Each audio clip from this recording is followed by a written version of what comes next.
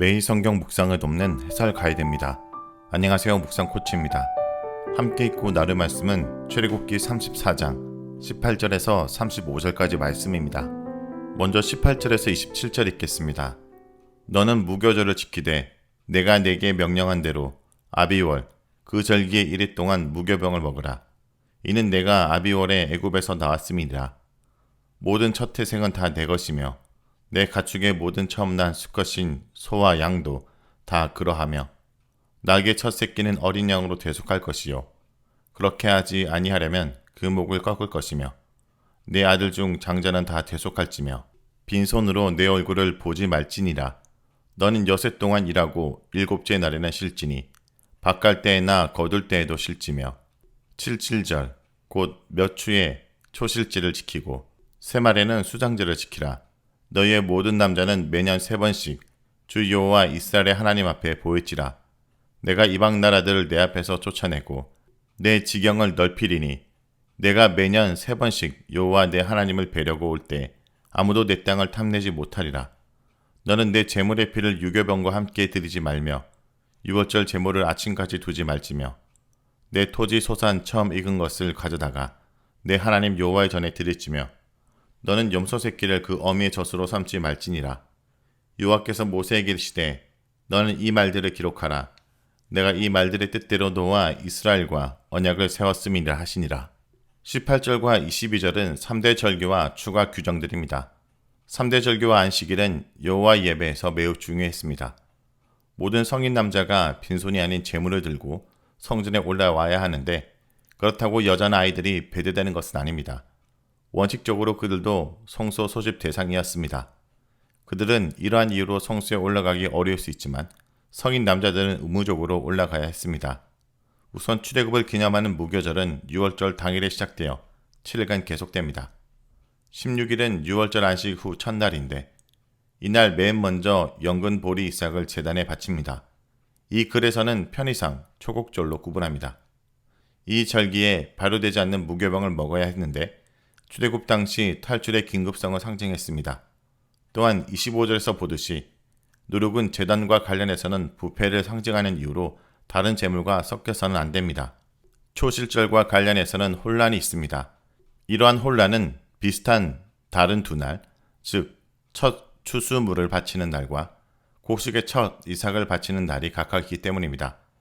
구분하자면 곡식의 첫 이삭을 바치는 날은 6월절 직후 안식일 다음 날, 즉 음력 1월 16일입니다. 이날엔 추수물이라기보다는 최초로 연근 곡식의 이삭을 취해서 제단에 바칩니다.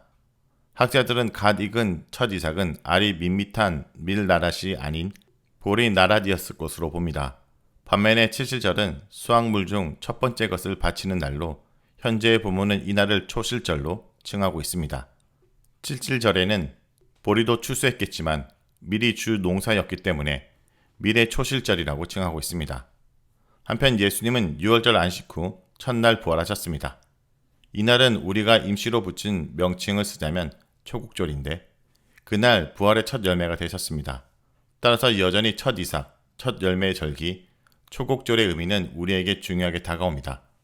19절에서 20절은 6월절과 관련된 규정으로 모든 첫 태생이 여호와께 돌려져야 한다라는 규정입니다. 정결한 가축의 첫 태생은 모두 제사로 바친 뒤 기름으로 태우고 남은 고기 부위를 하목제 규례와 비슷하게 제사장이 일부 가져갔고 나머지는 바치는 사람이 가져가 가족과 먹었습니다. 그러나 부정결한 가축은 부정한 짐승이었기에 제단에 올릴 수 없으므로 대속해야 했습니다. 레위기 27장 27절에 따르면 기본적으로 그 부정한 짐승의 시장 가격의 5분의 1을 더하여 성전에 바쳐 대속한 뒤 개인 용도로 사용할 수 있었습니다. 만일 대속하지 못하면 시장에 판 뒤 그 돈을 성전에 바쳐야 됩니다. 그런데 특이하게 부정한 짐승으로 취급된 나귀의 첫 태생은 양으로 대속하거나 목을 꺾어서 죽여야 했습니다. 왜 나귀가 특별하게 취급되었는지에 대한 것은 정확하게 알 수 없습니다. 나귀가 짐을 부리는 중요한 짐승이라 하지만 낙타도 그랬습니다.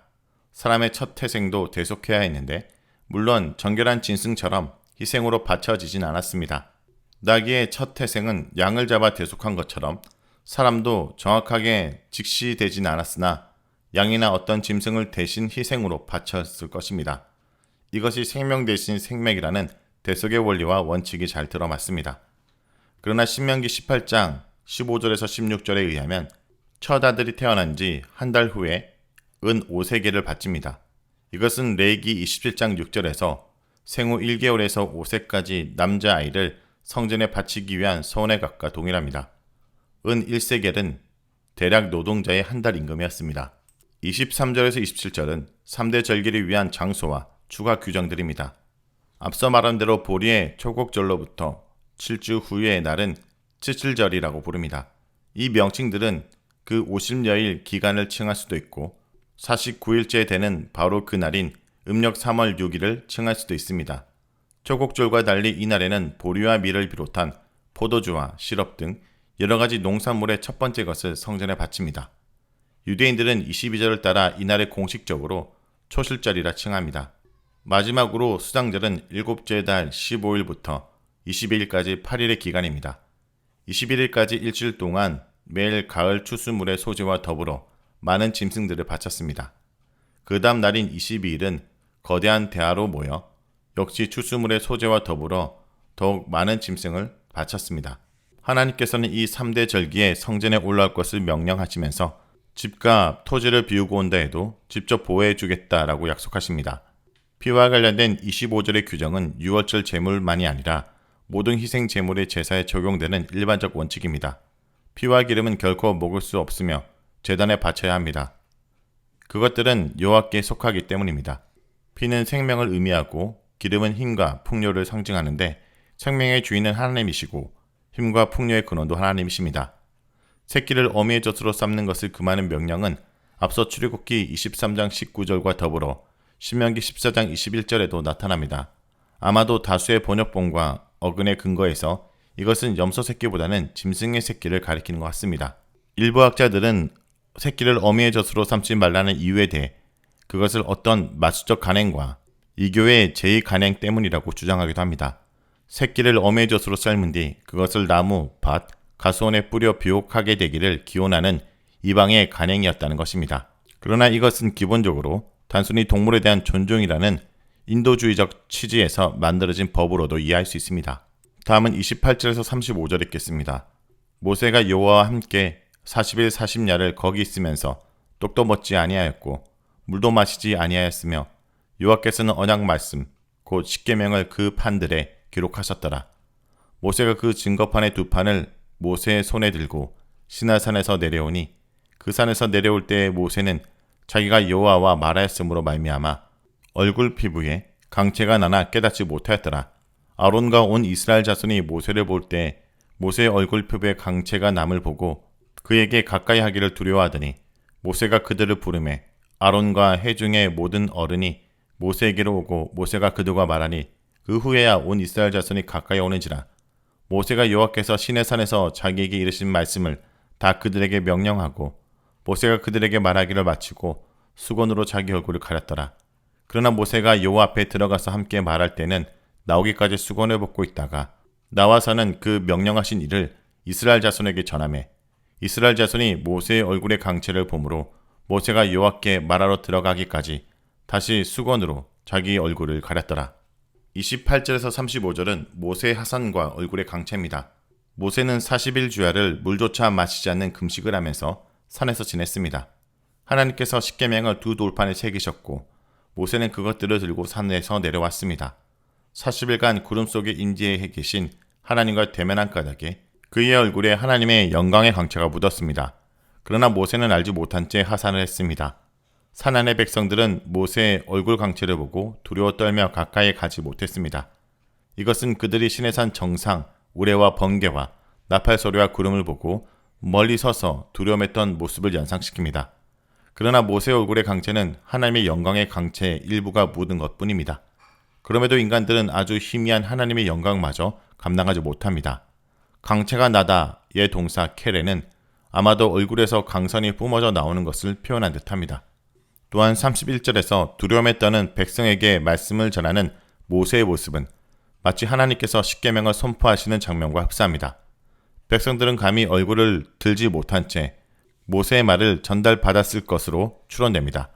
모세는 자신의 얼굴을 수건으로 가려야 했습니다.